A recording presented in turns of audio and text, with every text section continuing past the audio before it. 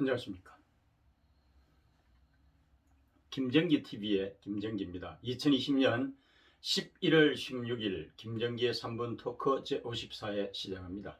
오늘 주제는 문재인이 토착 외구가 된 이유입니다. 문재인이 보수 우파 세력을 토착 외구라고 칭하면서 국민을 분열시킨 게 작년 8월 15일 전후 상황이었는데, 이러던 그가 토착 외구를 자처하고 나섰습니다. 이제부터 거의 하수인들도 죽창부대에서 토착 외구 부대로 방향 전환을 기꺼이 하겠다고 합니다. 문재인이 최근에 보인 행보를 보게 되면 한일 관계 개선의 광폭입니다. 최근에 문재인이 화상으로 개최된 아세안 플러스 3, 여기서 3은 한중일을 이야기합니다.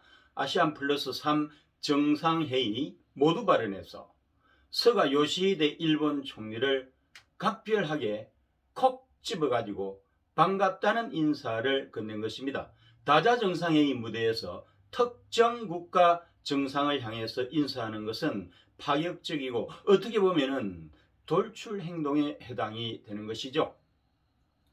문재인뿐만이 아닙니다. 거의 수족이 돼버린 박지원 국가정보원장도 지난 8일 일본을 방문해서 현재 추진 중인 올해 서울에서 개최될 한중일 정상회담에 스가 총리 참석 여부 등을 조율한 것으로 알려졌습니다.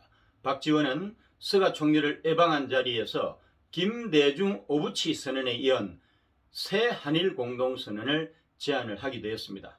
이날 면담에서 다른 이슈들에 대해서는 전반적으로 전향적인 분위기가 감지되기도 했지만, 강제징용 배상 문제에 대해서는 스가 총리가 징용 배상 문제로 매우 어려운 상황에 있는 한일 관계를 건전한 관계로 되돌려가는 계기를 한국 측에서 만들 것을 재차 촉구한다고 말을 하면서 단호한 입장을 반복했습니다.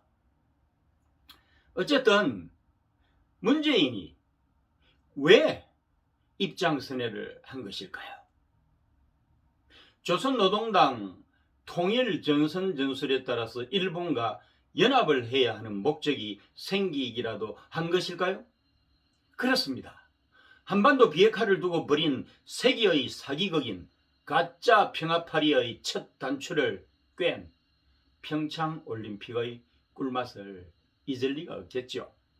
국내적으로는 2018년 지방선거에서 압승을 거뒀고요. 국제적으로는 그가 그토록 경애하는 김정은 수령을 트럼프와 맞짱을 뜨는 정상적인 지도자로 각인을 시키는데 성공을 했으니까 말입니다.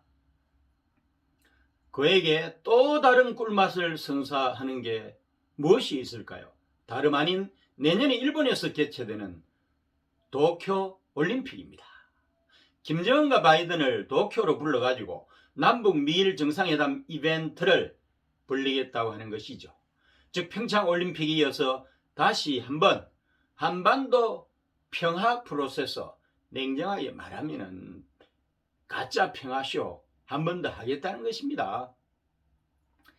남북 미일의 이익을 하나씩 한번 따져보도록 하겠습니다. 첫 번째입니다. 한국 문재인의 이익은 2021년 보궐선거와 2022년 대통령 선거 승리에 있습니다.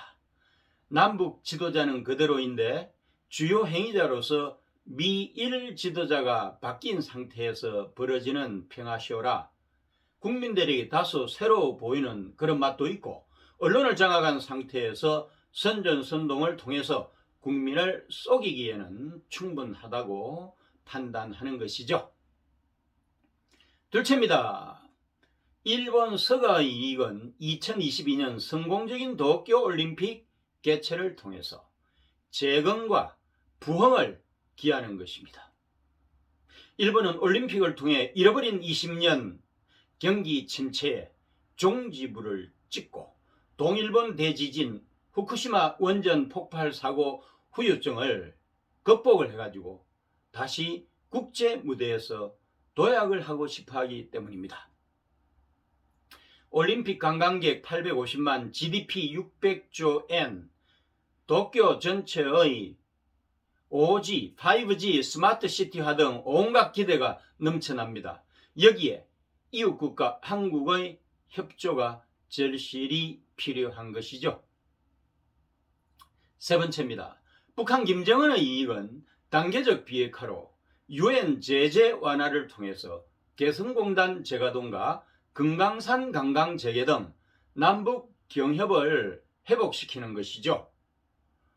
북한은 코로나로 인해서 최악의 경제 상황을 맞고 있으면서도 미국 대선 정국에서 지난 1년간을 버텨왔고, 바이든 정부가 안정될 때까지 1년을 더 기다려야 되는 상황에서 도쿄 올림픽을 물꼬를 트는 계기로 삼으려고 할 것입니다. 네 번째입니다. 미국 바이든의 이익은 어떨까요? 방금 언급한 남북 1세 지도자가 아니면 상개국이 절박하게 필요로 하는 이익이 없다는 것이 문제입니다. 바이든은 선거 과정에서 생긴 분열된 미국을 하나로 통합을 해야 하는 중대한 문제가 있습니다. 여기다가 강력한 국가 방역 체계 도입을 통해서 코로나 사태를 극복하는 것이 급선무죠. 여기다가 적어도 취임 1년까지는 루즈벨트의 뉴딜에 버금가는 수준의 정책을 실행하느라고 외부 세계에 신경 쓸 여력이 없다는 것이 중론입니다. 따라서 도쿄올림픽에 대한 관심도 최소한일 것이고, 이를 매개로 한반도 가짜 평화의 장을 열려고 하는 문재인에 대한 호응도 낮을 것이고, 복잡한 북한의 비핵화 문제에 대한 관심이 없을 가능성이 크다고 보는 것입니다. 결론입니다. 지금 문재인은 도쿄올림픽에 꽂혀 있다고 합니다. 도쿄올림픽이 문재인이 꿈꾸는 가짜 평화의 장이 되려고 하면은 무엇보다도 개최국인 일본과의 관계가 급속도로 회복이 돼야 되겠죠. 그래서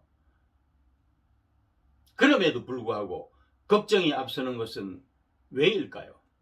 아마도 앞으로 강제징용, 위안부 등 과거사 문제를 놓고서 일본과 협상을 하는 과정에서 상호 윈윈하는 합리적인 해결책이 아니라 일본에게 무조건 양보를 하여 한민족의 자존심을 두 번씩이나 상처받게 할 수도 있기 때문입니다. 오늘도 함께 해주신 애청자 여러분 감사합니다.